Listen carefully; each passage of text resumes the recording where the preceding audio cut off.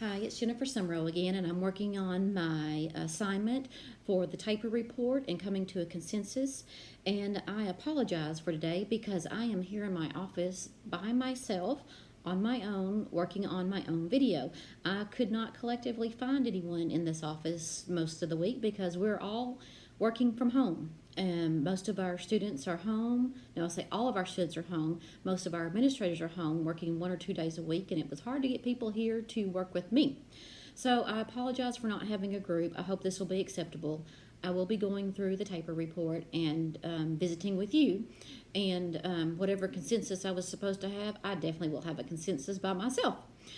When I did this before last year in a class, I worked with some ladies and showed them the TAPR report and went through each section, and they were surprised that they had never known how to read the report or what it associated back to. And one of those ladies was our PEMS person, and she learned a lot, and I felt like I did something for her and something positive. So I could share that with you as well. But I want to get it started on our TAPR report today. The first thing I was going to go over is the STAR report from 1819. I was able to find that on my TEA website because when I did this last time, I only could find the 1718, and that was back in October. So fortunately, I have the 1819 today. Now, our scores, they were okay. They were okay. They were better than what we've had in the past, but I felt like we could do a lot better. And there's some things I will discuss here on this video that we can do better in our district. Grade 3 reading. For our kiddos, I'm just going to do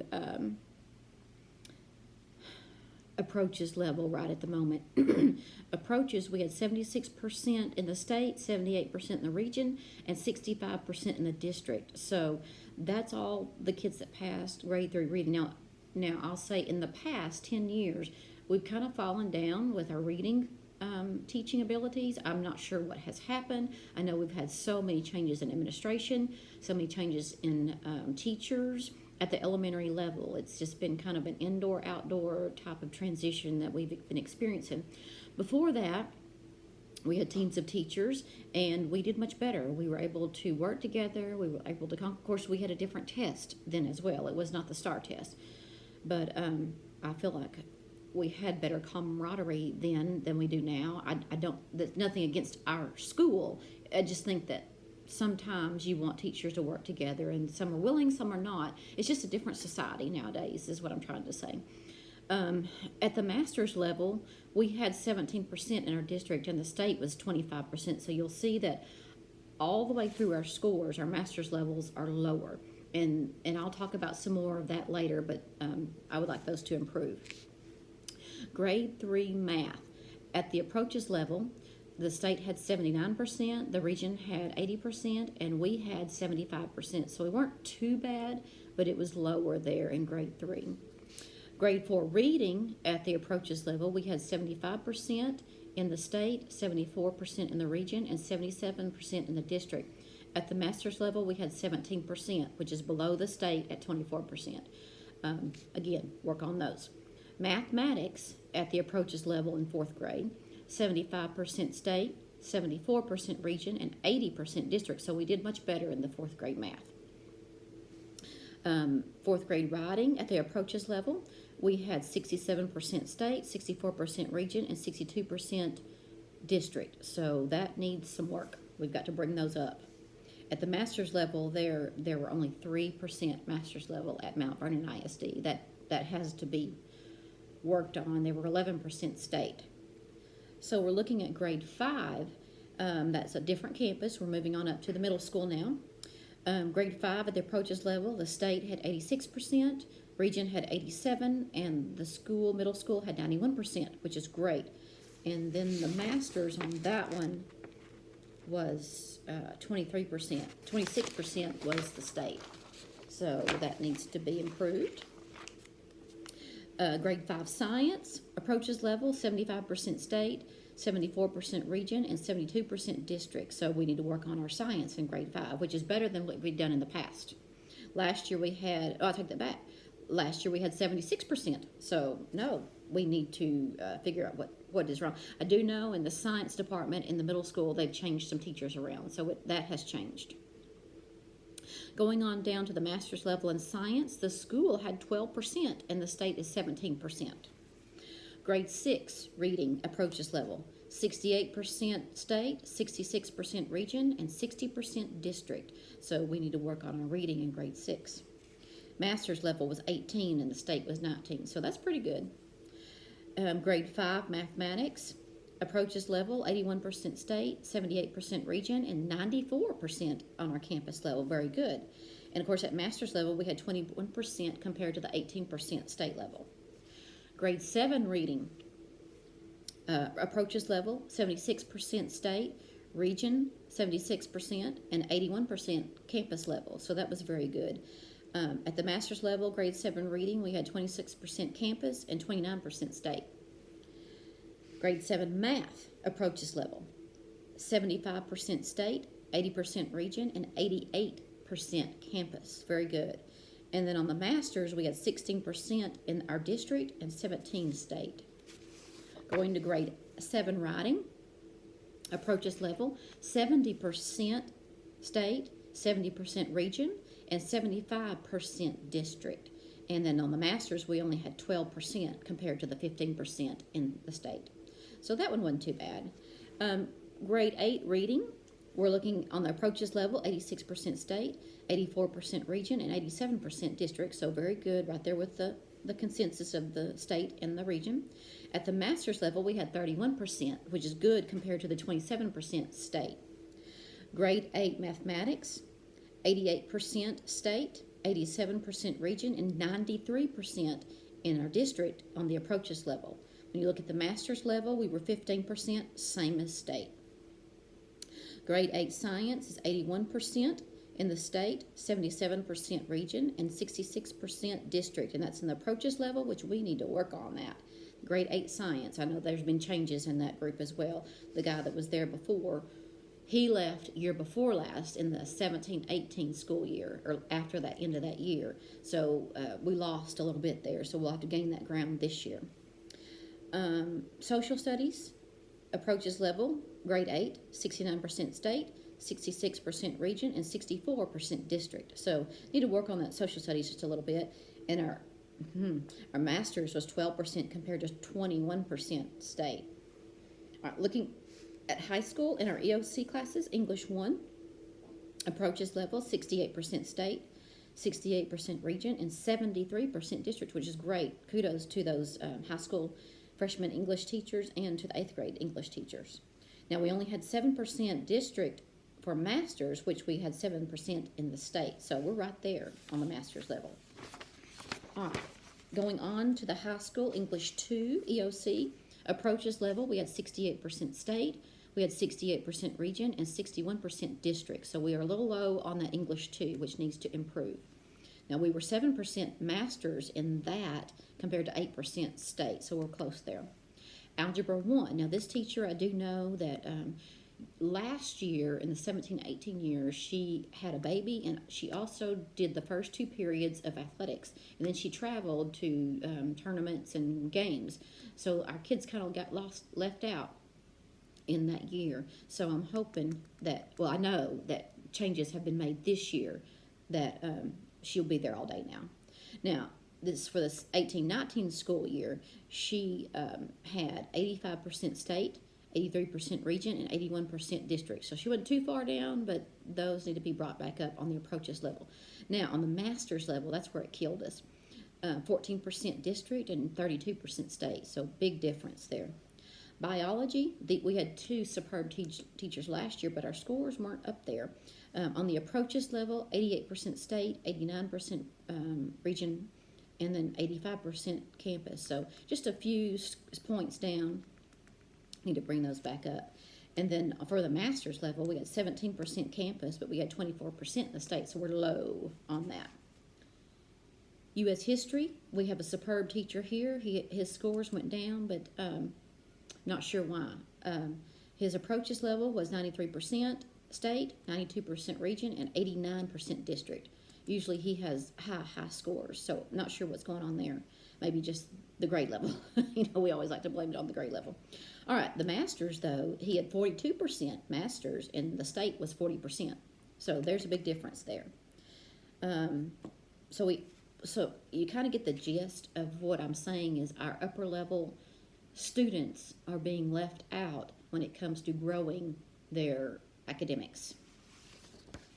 That's where the concentration needs to happen.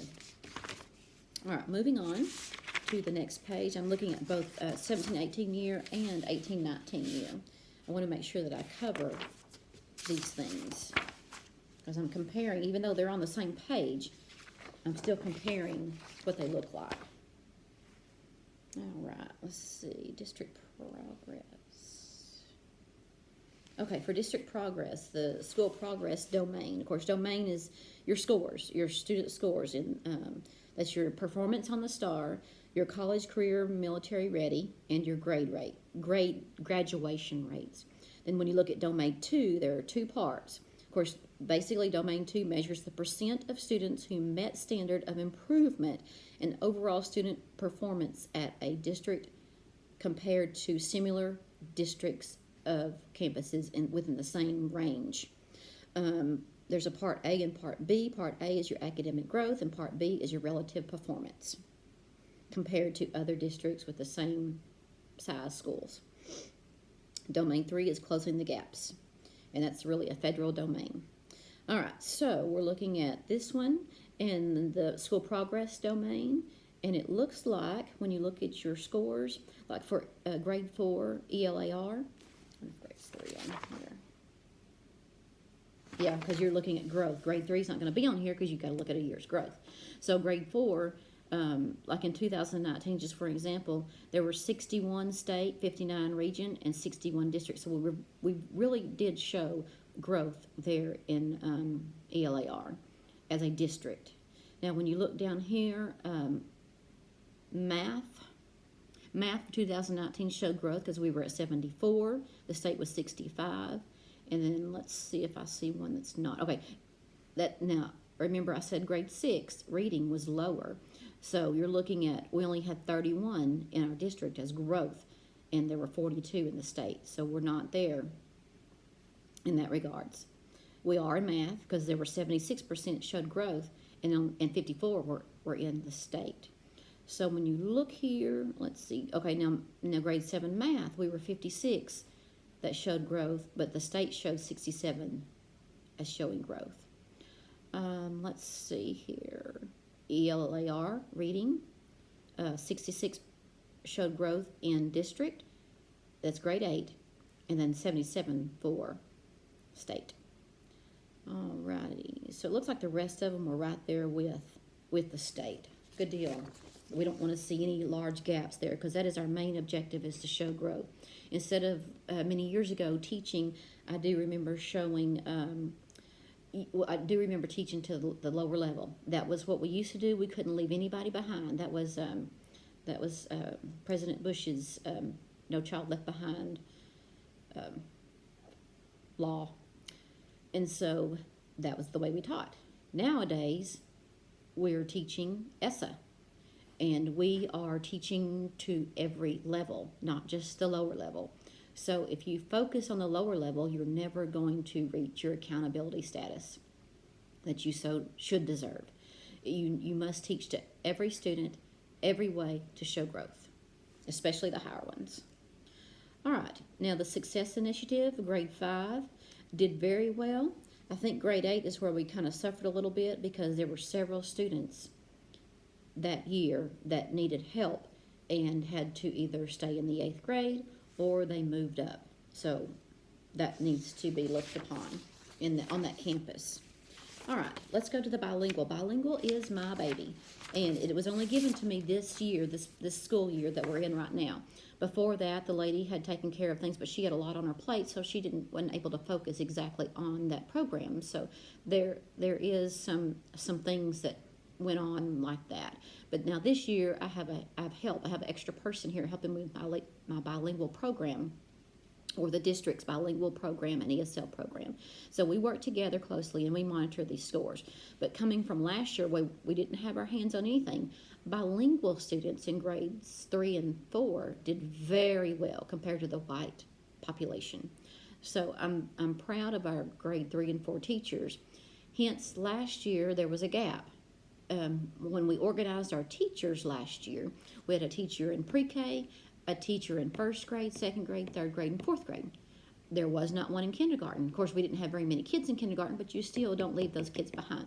So we had to this year move our third grade teacher to kindergarten so that we had a complete set. And then our fourth grade bilingual teacher went to third grade. So we had a coherent sequence of teachers in grade pre-K through third. I had to write a bilingual exception and ESL waiver to be able to continue on without that teacher in the fourth and fifth and sixth grade. Because if you have a campus, if your fifth grade teacher or your students are on a middle school campus with the sixth grade, you have to serve bilingual students in sixth grade as well. So we did not have a fourth, fifth, and sixth grade teacher. Therefore, I'm concerned, or I would have been concerned if we would have taken the STAR test this year. I hope that they have gained ground, and I hope that we didn't lose any ground through this year. I know all teachers will be hitting the ground running when it comes August if we're allowed back in school to make up for this time that was missed. However that works out in the legislature or in the TEA and the powers that be. All right, let's move on to our district participation. And those students that participated in all tests were 100%. We didn't leave anybody behind. So all of them tested, and 95% accounted for in the accountability. And our two biggest sub-pop groups are white and Hispanic. We don't really have enough in the others to get scores counted there. So so it's just going to be your Hispanic and your white population. Again, I'm very proud of our ESL and bilingual groups or especially our bilingual groups that have done well in the past. All right, let's look at district attendance, graduation, and dropout rates. All right, this skips a year, so it goes back to 17, 18. We don't have 18, 19 rates.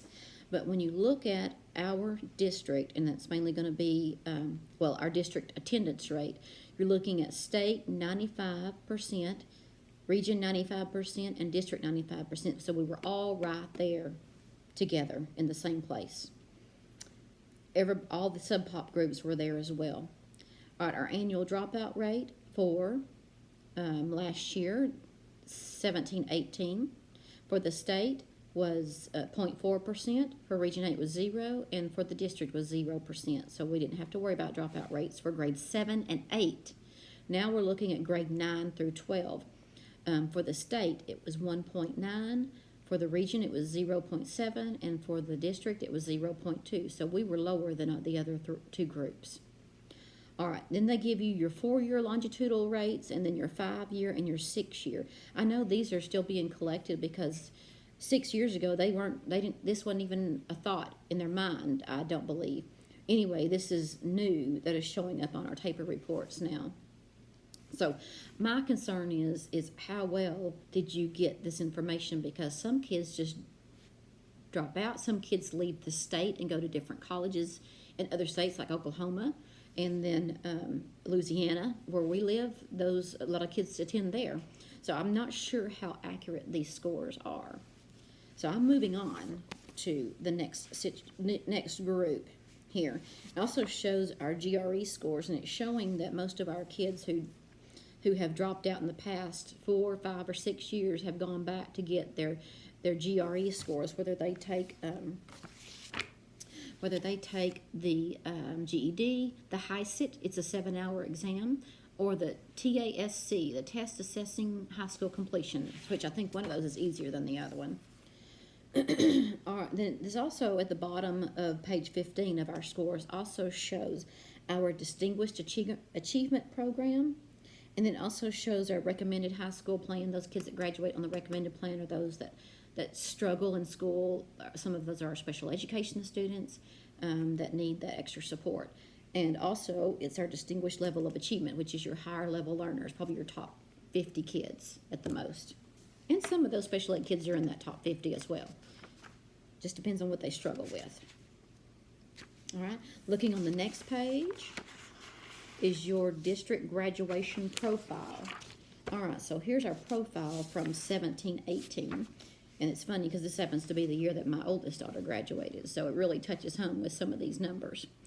All right, this year we had, in 17-18, we had a total of 102 graduates, and the district percent was 100%. And by ethnicity, of course, again, we only have the two that count are the white and the Hispanic. So it's a large percentage of our kiddos that, well, with 100% graduating, we all graduated. That's how you tell. All right, the special education graduates, which you can tell, those are the problems that we had back in the first part that I did not mention. That's where our school is suffering the most, is our special education students. But in 17-18, the graduates, there were 6. So that was 5.9%. Economically disadvantaged graduates, that was 30.4%.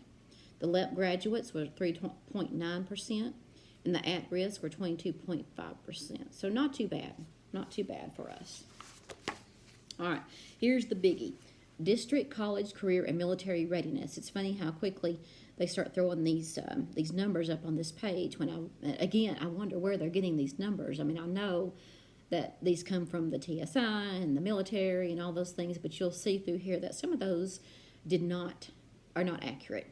So when I look at college, career, military ready, I look at our TSI, our SAT, our dual credit, ACT, SAT, associate's degree, and then your on-ramps courses, which we don't offer on-ramps courses here. I've looked into it, and it's a lot of training for a teacher that we may not keep, and it's very expensive. So we haven't done that yet. I know teachers around the Austin area where they can get trained there in Austin at UT campus participate in this, and some in our area have, but it's very expensive, and when you have as much turnover as we do, sometimes we wonder if it's really worth it, because we have different things that we work with our kiddos on besides the on-ramps course. We have a lot of support from our community colleges. All right, for TSI for 17-18 graduates, it looks like those kiddos that did the language arts were 58.2% state, 42.5% region, and 64.7% district. Very good, very good. But when you move to the math, state is 46%, region is 32%, we were 38.2%, which is good. But the math really bothers me because I know we struggle, and I can tell we're not the only school that struggles with the math and the TSI. My youngest daughter took it last year, and I asked her, I said, why do so many kids have trouble with the math? And she said, Mom, it's because of the calculator. They don't let you use your calculator that you use in class. They do have a calculator online on the screen that you're on, but it's not the same as the calculator you have in class. So the kids don't know how to do it in their head or don't know how to function without the calculator. So that might be a key. But then again, that's something I want to investigate and see if there's something we can't do to help these kids pass this math, because there's a lot of smart kids that are not in this math, college algebra, or not able to take those algebra classes for dual credit because they can't pass the TSI math. So that is interesting. And along that same line is the ACT and SAT. You know, we offer ACT here on our campuses in the fall and the spring on a Saturday, and we also offered last year, I think it was a Tuesday or Wednesday test day for our kiddos that were on campus, so we could meet their schedule and maybe they would do better. But I don't know. I think it helped them a little. I haven't seen the official scores yet because there were some makeup tests here towards the end before we left school, and I have not seen those scores as an overall score how we did. But I do know when you look at these TAPR reports and you see ACT and SAT, which are, let's see, it's on here, maybe on the next page.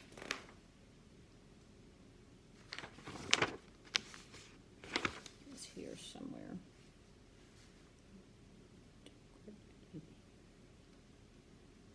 I don't see them here on this page, but when I find them, I'll point those out. But here, dual credit, they have ranking here a dual credit course, and in 17-18, we have 20.7% state, We have 41% region, and we have 49% district. Now, I will tell you, in 16-17, there were 19% in the state, 37% in the region, and 39%. So we gained 10% because me, Miss Dual Credit Leader here, and I have to brag on myself, but I brought in, compared to 5 courses to 19. Yes, I brought more courses in so the students would have more options to choose from whenever they came to dual credit classes. Because what happens is not all the students are going to do the same pathway. And we learned that through our programs of study because we have a lot of kids spread out now that our programs of study have changed.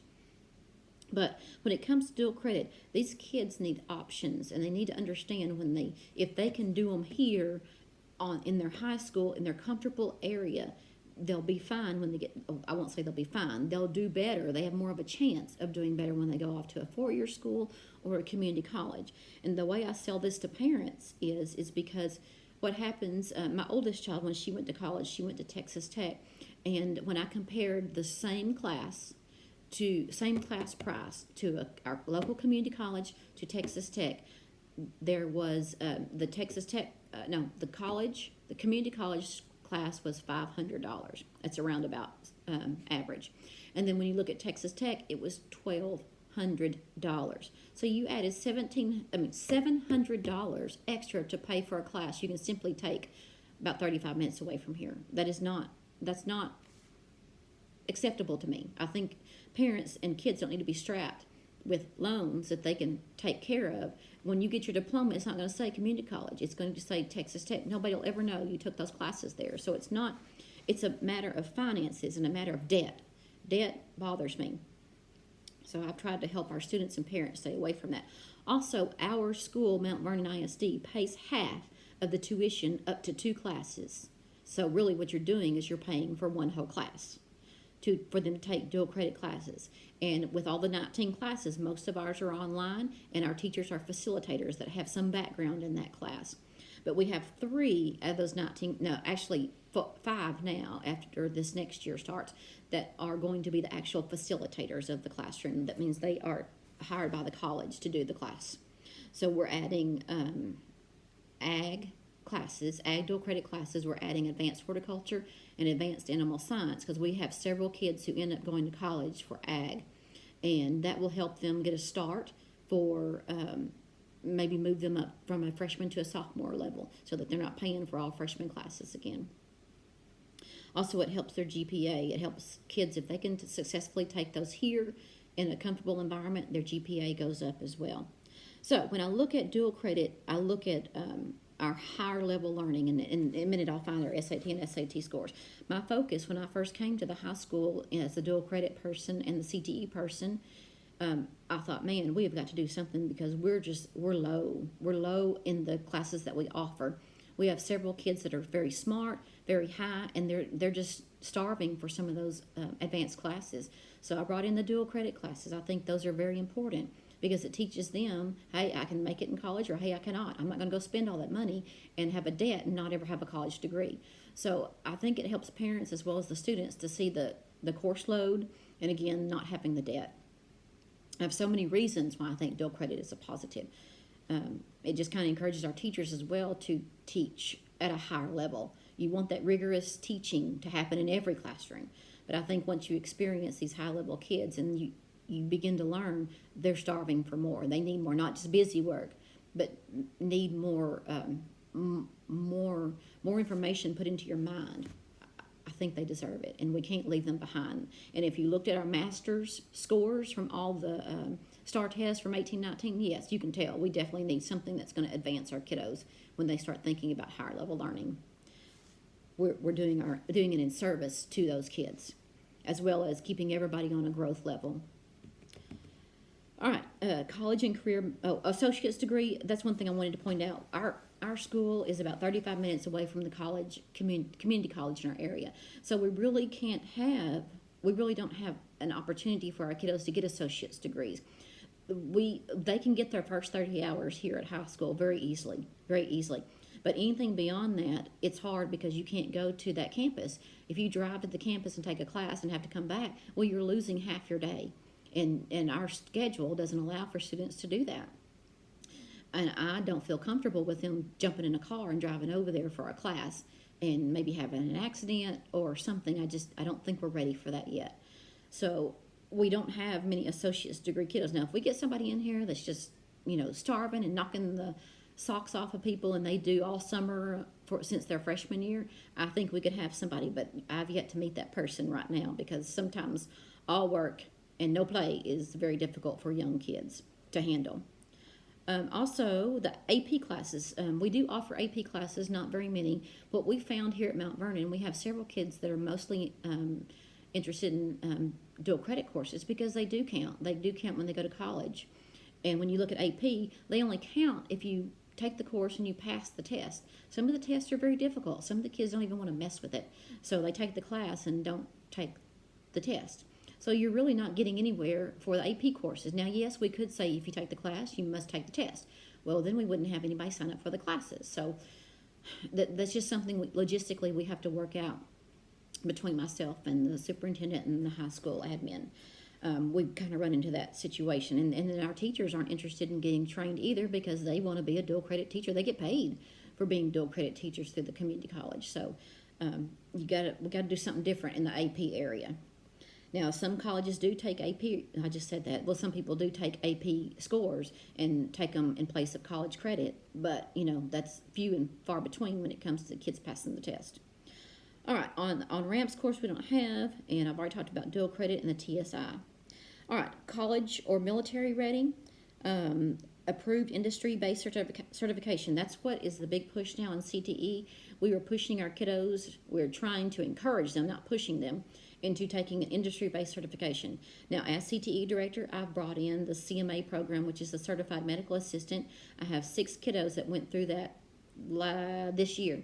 They've taken 4 dual credit classes through the college, and the professor comes over here and works with them once a week on that. And then right now they're going through a training session about the test. They're trying to see what the test looks like, go over the test questions or semi-test questions, and looking at what types are going to be asked. So they're working on that, and I hope whenever this stay-at-home is lifted and we can go and take that test and we will get those kids certified.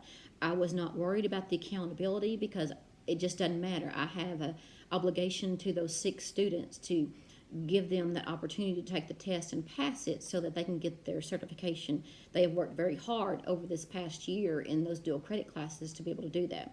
Same thing with my vet tech class. I have 2 kiddos that have worked very hard since August of last year, and I owe that to them to have the opportunity to take that test and get their vet tech license. I don't care about accountability right now. It doesn't count, and I think the kids deserve to have that certification, and I'm going to encourage them to pass it. They need to take it seriously. All right. The approved industry-based certifications, those 2 I talked about, are approved through the Perkins grant, also as well as our state of Texas CTE department. Any kiddos with an IEP that have graduated, we've done much better. Looks like this last year we had the state had 1.7%, Region 8 had 2.8%, and our district had 3.9%. So I'm proud of that. Year before that, we had 1.0% state, 0.9 Region 8, and then 0 on our campus. So we've done much better. Our coherent sequences, that's changing, because of new CTE requirements through the government and the state. Used to, I would go through and run off PEMS reports that showed our students and what level they were on. 0 means that they're not taking any CTE courses. 1 means they are enrolled in a CTE course, and 2 means they're in a CTE sequence because they're in that same program of study and they stick with it to end up in a higher level course and on the way to taking a certification exam. Now the programs of study have been made for us, and they're not too bad because they do follow a lot of stuff that we already do. But the main idea is that it has to be into the system, the PEM system. All that information must be in there correctly to be able to count for that coherent sequence. Now they're going to be called concentrators. Concentrators are kiddos that get 2 or more classes in a CTE program of study. Completers mean 3 or more classes as a completer, and they reach that advanced level class. And of course, they do need to take that industry-based certification test in the end as well. So that's all going to be assessed online in the data portal, the PEMS data portal. So that takes me out, except for the person who needs to go check all that before the system is the information is sent to the state. But I do have to reinforce that all the data information input into the system needs to be correctly, as with everything. It all means accountability, except for this year. All right, Armed Forces. We didn't have anybody in the last couple of years show up on our report for Armed Forces, and this is what I'm talking about. The data system is not correct, but actually it is.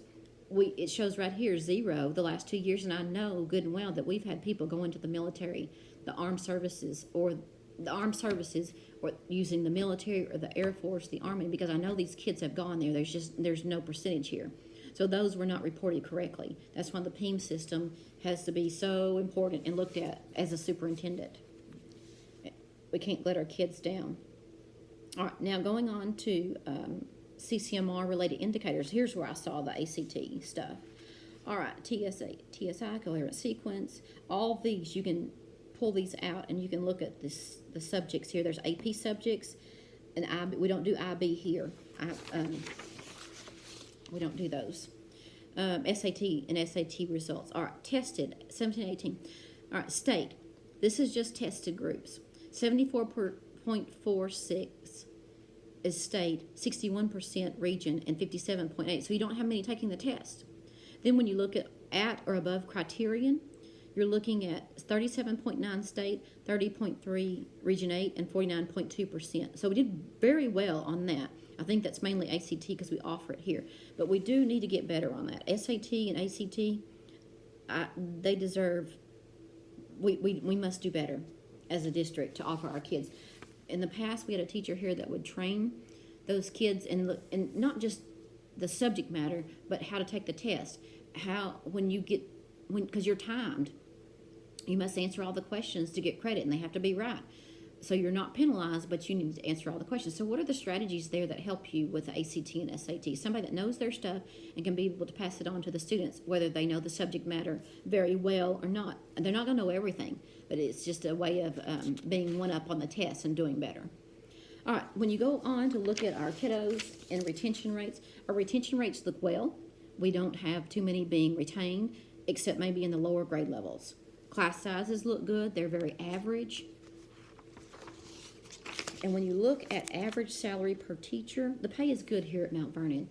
When you look at a teacher that's starting out, we pay $2,500 above the base. And then we pay $1,000 more if they have a master's degree. Yeah, it's not going to compete with their bigger schools like Dallas or Frisco or Richardson, but those are big cities. Those are big living costs.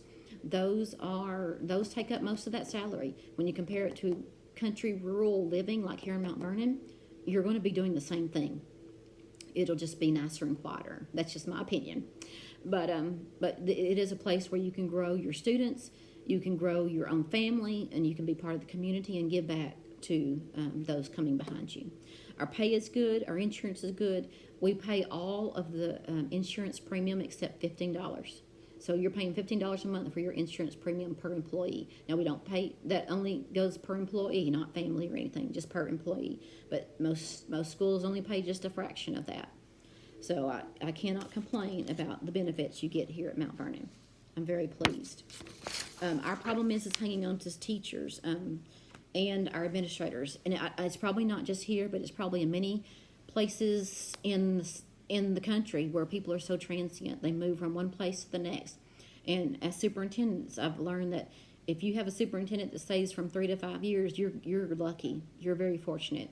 And yeah, I think that's great. If you have a good one in there, not great. But if you have a bad one in there, that's great. You can move them on to somewhere else. But it just depends on what your community is looking for. Our community looks for someone that has friendliness, that speaks for all students, that takes care of our money, and gets out, talks to the leaders of the community, wants to know that they're on the same page.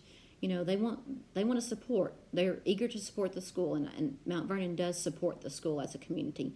We have a lot of people who do things. We just finished a barbecue lunch from a group of people, local barbecue restaurant. They wanted to do something nice, and it was very, very good that we have people around here supporting us.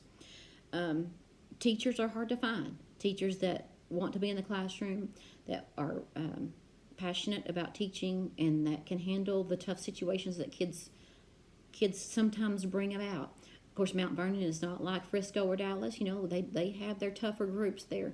This is a little different. We have one or two that may be like that, but other than that, we have good students. We have good parents and good students. So that's a great thing that we have going for us. People just need to find their place. Where do they best fit in? And as superintendent, I feel like I would promote an area like this because you can build your future here. No, it's not close to anywhere that you work. Some of our parents that have high-paying jobs drive to Dallas, or they drive to Greenville, or they drive to Tyler or Texarkana. And a lot of our local people run businesses. They make their money that way. So we have one big industry here. We have Lowe's Regional Distribution Center. They run about 1,000 people throughout their day shift, night shift, and weekend shift. We have, well, it used to be Pilgrims, but now it's been bought out by somebody else. We have a chicken plant in Mount Pleasant. We have Preferts, which is a big farming materials company, and we also have several trailer companies. So we do have pretty good industry to make a living. It's not going to be make your millions, but it's a nice, comfortable living. So again, forgive me for not having a consensus here of people. Here's my consensus. It's just me, and I feel like that working on our special ed kiddos from reading and math standpoint is going to be our goal. We've got to get in there. And we have written a strategic plan, a strategic support plan for our RDA, our results-driven accountability. We had to do that back in February because we were required, because our special ed population was low. And so I have two plans here. I had to do one for CTE just because of our coherent sequence students that were in special ed received 2s in the program, so that counted them in that strategic plan. And got those ready to go. The only one we had to report was the one that the special ed department did. So we're working on those, and we're working on trying to bring those scores up. It just takes time, and I hope that the teachers will stay with us and that they will perfect their career, their strategies, and help these kiddos. Thank you for listening, and thank you for all that you've done for me in this course.